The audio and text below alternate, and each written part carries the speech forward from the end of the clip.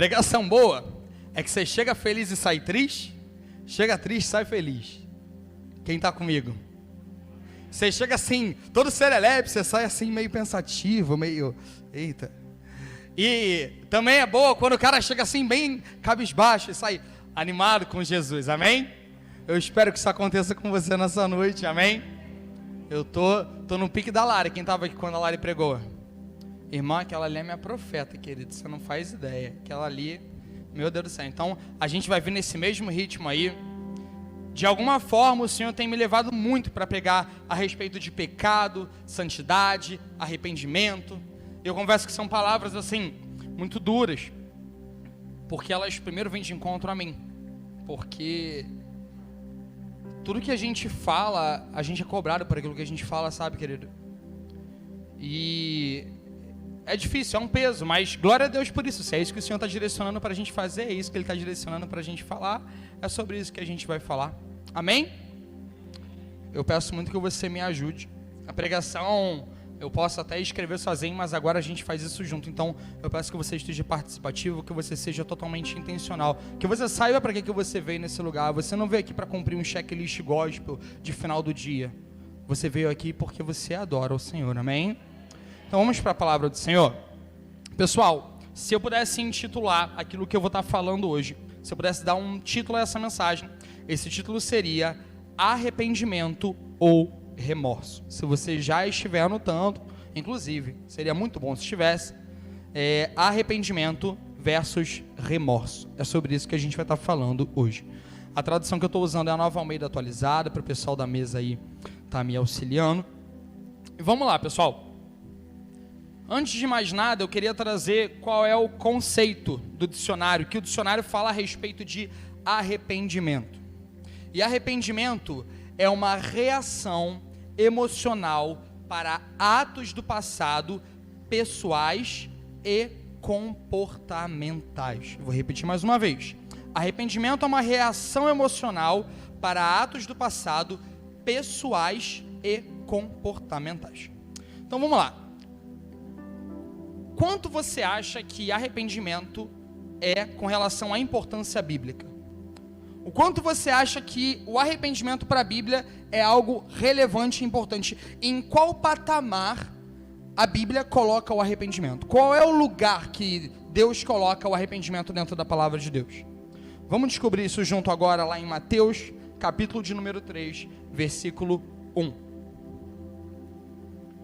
Vamos acompanhar juntos aqui no telão? Diz assim: naqueles dias, João Batista apareceu no deserto da Judeia e começou a anunciar a seguinte mensagem. Versículo 2: arrependam-se, pois o reino dos céus está próximo. Pode segurar aí.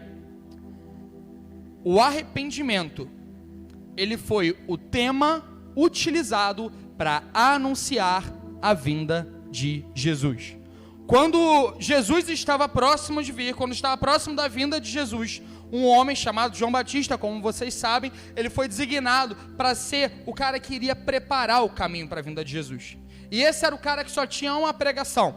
Esse era o cara que só tinha uma mensagem. Esse era o cara, quando subia no púlpito, ele só falava a mesma coisa. E a mensagem de João Batista era uma: arrependei-vos, porque é chegado o reino de Deus. Então, a marca da vinda do reino de Deus é o arrependimento, amém? Quando Deus decide selecionar um tema, irmão, um tema, Kézia, para poder trazer e preparar os caminhos, ele só pode escolher um, e ele escolhe arrependimento como tema principal. E ele fala: arrependei-vos, porque está se aproximando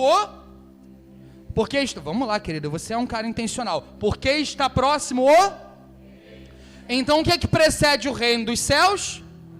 Sem arrependimento não tem? Vocês estão comigo? Tem alguém que está entendendo o que eu estou dizendo? Glória a Deus, querido. Vamos lá. Outra coisa. Atos capítulo 3, versículo 19, Eduardo. Atos 3, 19. Diz o seguinte. Portanto, e se convertam, para que sejam Ah, gente, vamos lá, me ajuda aí. Para que sejam...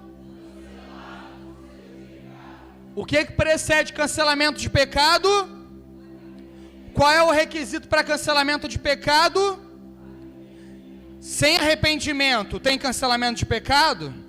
Então, quando Deus escolhe um tema para anunciar a vinda dele, quando Deus escolhe um tema para dizer que precede a vinda do reino de Deus, que é o direito legítimo de Deus reinar sobre todas as coisas, ele escolhe arrependimento.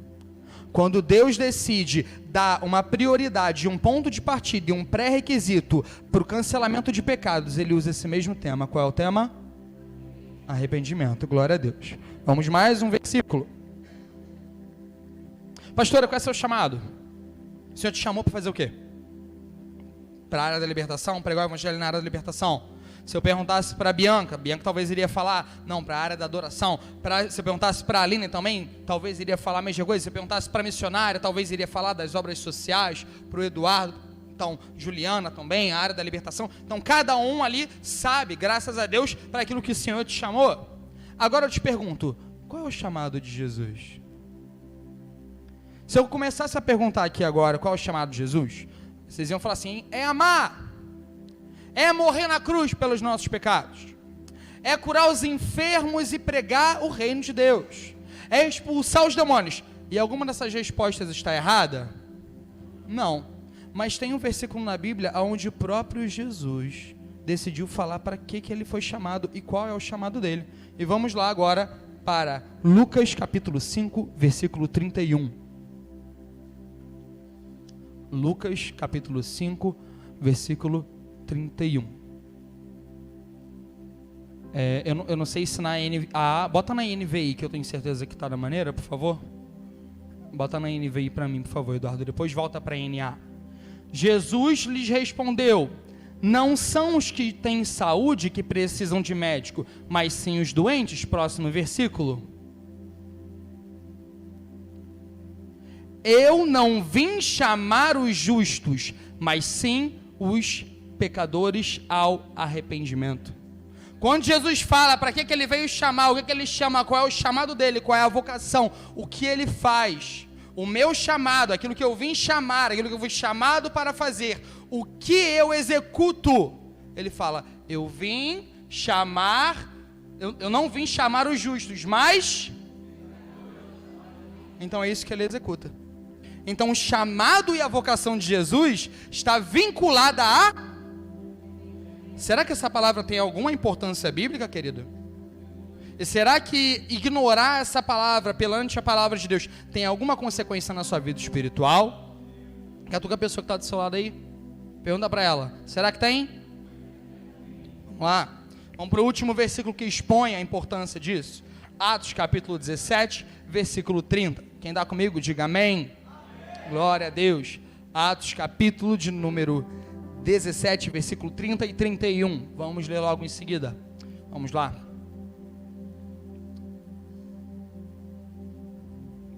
Atos. Ih, que Atos capítulo 30, tá doido? Atos capítulo 17, irmão. 17, versículo 30. Isso. No passado, a gente vai ler o 30 e 31, Edu. No passado, Deus não levou em conta essa ignorância. Nossa ignorância. Mas agora, ordena que todos, em todo lugar, se... Mantenha o 30.